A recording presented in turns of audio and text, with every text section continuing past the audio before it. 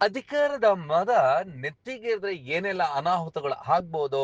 ಪುಡಿ ರೌಡಿಗಳ ಮಕ್ಕಳು, ಇವರ ಉಪಟಳಗಳು ದೇಶಾದ್ಯಂತ ಎಲ್ಲರಿಗೂ ಕೂಡ ಇದೇ ರೀತಿ ನಡೆಯುತ್ತೆ. ಅಧಿಕಾರದ ಮದವನ್ನ ಏರಿಸಿಕೊಂಡಂತಹ ತಂದೆ ತಾಯಿ ಮಕ್ಕಳನ್ನ ಅದೇ ಅಧಿಕಾರ ಮದದಲ್ಲಿ ಬೆಳೆಸ್ತಾರೆ ಅನ್ನೋದಕ್ಕೆ ಕರ್ನಾಟಕದ ಗಡಿಯಾಗಿರುವಂತಹ ತಮಿಳುನಾಡಿನ ಹೊಸೂರ್ನಲ್ಲಿ ಇಲ್ಲಿನ ಆಡಳಿತ ಪಕ್ಷವಾದಂತಹ DMK ಮುಖಂಡನೋರ್ವನ ಮಗ ಒಂದು ರಸ್ತೆಯಲ್ಲಿ ಬರ್ತಾ ಇರ್ತಾನೆ. ಆ ಒಂದು ರಸ್ತೆಯಲ್ಲಿ ಒಂದು ಬೈಕ್ ನಿಲ್ಲಿಸಲಾಗಿರುತ್ತೆ. ಆಗ ಪದೇ ಪದೇ ಆ ಒಂದು ಬೈಕ್ಗೆ ತೆಗೆಯುವಂತೆ ಆರನ್ ಮಾಡ್ತಾನೆ. ಆ ಮನೆಯವರು ಹೊರಗಡೆ ಬಂದು ಪ್ರಶ್ನೆ ಮಾಡಿದಾಗ ಮಾತಿಗೆ ಮಾತು ಬೆಳೆಯುತ್ತೆ.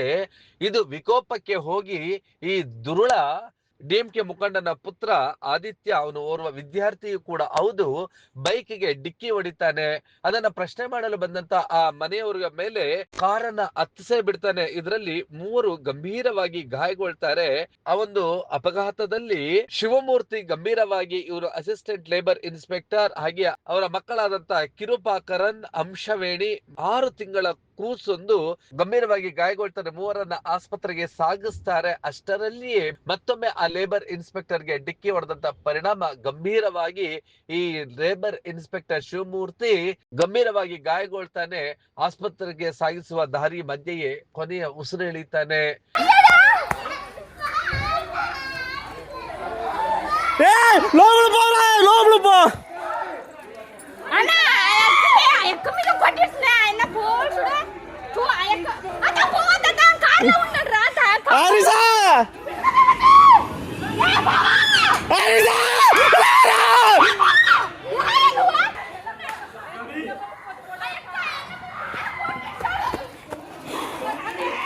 ಈ ಒಂದು ಪ್ರಕರಣದಲ್ಲಿ ಈಗ ಈ 3 ಕಾಲೇಜು ವಿದ್ಯಾರ್ಥಿಗಳನ್ನ ಬಂಧಿಸಲಾಗಿದೆ. ಹಾಗೆ ಈ ಒಂದು ಗಲಾಟೆಯ ದೃಶ್ಯಗಳು ಸಿಸಿ ಕ್ಯಾಮೆರಾಗಳಲ್ಲಿ ಸೆರೆಯಾಗಿದೆ.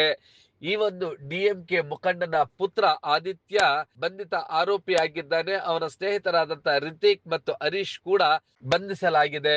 ಈ ಒಂದು ಕ್ಷುಲ್ಲಕ ಕಾರಣಕ್ಕೆ DMK ಮುಖಂಡನಾಗಿರುವಂತ ಶ್ರೀನಿವಾಸನ್, ಇವನು ಹೊಸೂರಿನ ಪಾರ್ವತಿ ನಗರದಲ್ಲಿ ನೆಲೆಸಿದ್ದಾನೆ. ಇವನು DMK ಪಕ್ಷದ ಮುಖಂಡನು ಕೂಡ ಹೌದು.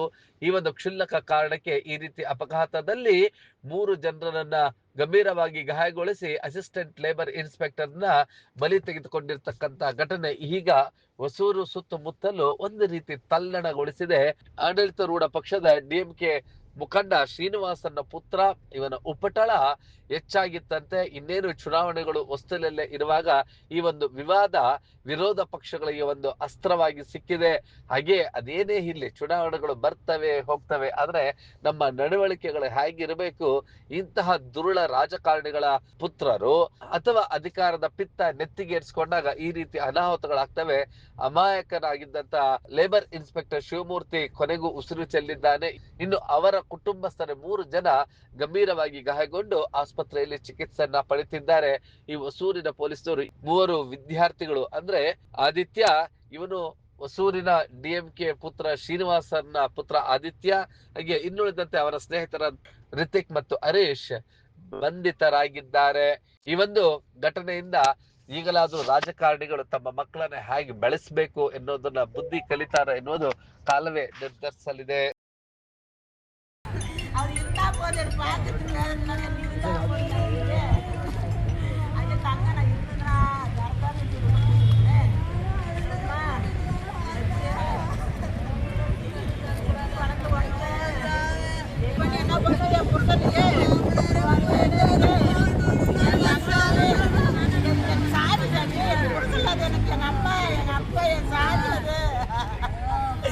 என்ன சொல்ல அழுவு போறேன், எதை சொல்லி நான் யாருக்கும் அடைய போறேன். சின்னதாட்டி கூப்பிடாத ஆசையாக வந்திருக்கிற, நீ அடிப்பட்டு கிடப்ப. நான்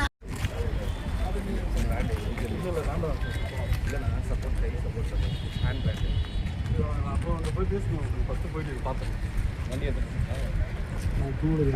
அப்படியே ஒன்று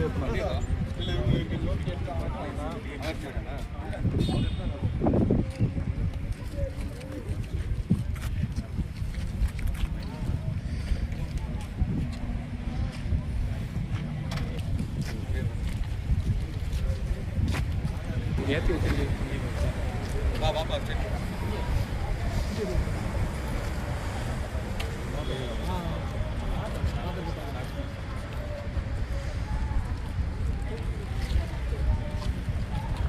நம்மளை விட்டுட்டு போயிருந்தா கூட போறோம் ஒரு உயிரை எடுத்து விட்டானா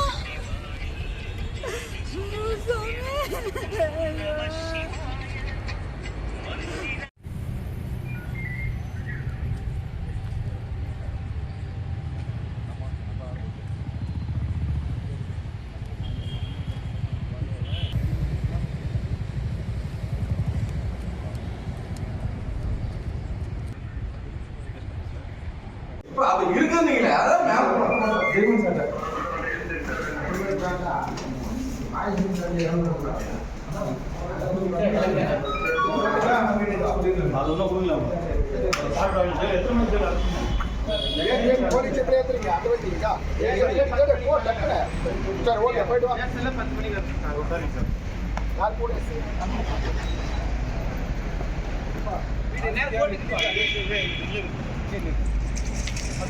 வண்டி வரணும்.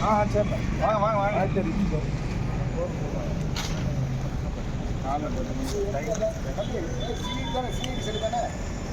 ஆமாம் சார் நம்ம போகலாம் சார் இல்லை சிஐடி எடுத்துக்க சிஐடி எடுத்துக்க போதும் சார் போதும் எத்தனை வரைக்கும் இருக்கோமா சார் அவங்களாம் அப்படியே நிப்பாடிச்சோங்க ஏன் உள்ளே வராங்க அப்படியே ನೀವು ಈ ಕೂಡ ಎಲ್ಲ ನಮ್ಮ ಚಾನಲ್ಗೆ ಸಬ್ಸ್ಕ್ರೈಬ್ ಆಗಿಲ್ಲ ಅಂದರೆ ಸಬ್ಸ್ಕ್ರೈಬ್ ಬಟನನ್ನು ಕ್ಲಿಕ್ ಮಾಡಿ ಪಕ್ಕದಲ್ಲಿರೋ ಬೆಲ್ ಐಕನನ್ನು ಕ್ಲಿಕ್ ಮಾಡಿ ನಾವು ಅಪ್ಲೋಡ್ ಮಾಡುವಂತಹ ವೀಡಿಯೋಸ್ ನಿಮಗೆ ನೋಟಿಫಿಕೇಶನ್ ಬರುತ್ತೆ